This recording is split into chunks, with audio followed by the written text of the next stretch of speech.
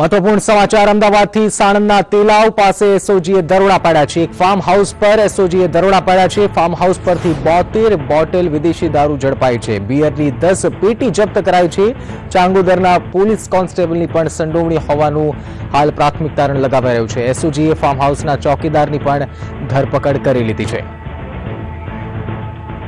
तो ऋत्विज सोनी संवाददाता लाइव अपनी साथे जोड़ाया है। ऋत्विज, जाणवा मांगीशुं कई रीते आ समग्र रेड प्रक्रिया हाथ धरवामां आवी, रेड कई रीते पाडवामां आवी अने कोनी कोनी संडोवणी आमां सामे आवी रही छे?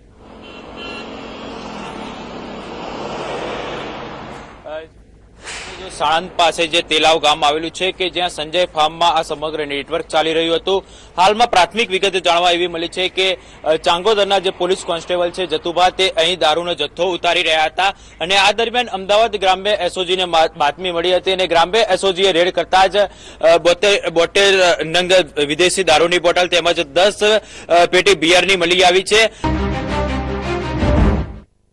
ઋત્વિજ, જે પ્રકારનો જથ્થો જપ્ત કરવામાં આવ્યો છે, 72 વિદેશી દારૂની બોટલ જપ્ત કરાઈ છે, 10 પેટી જેટલી બિયર જપ્ત કરાઈ છે, ખૂબ મોટી માત્રા છે।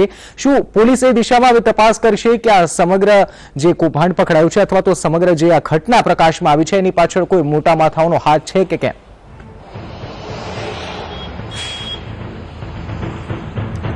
નિશ્ચિત વાત કરીએ તો જે રીતે આ જે જથ્થો હતો તે એક પોલીસ કોન્સ્ટેબલ દ્વારા ઉતારવામાં આવી રહ્યો હતો અને એક ફાર્મ હાઉસમાં ઉતારવામાં આવી રહ્યો હતો।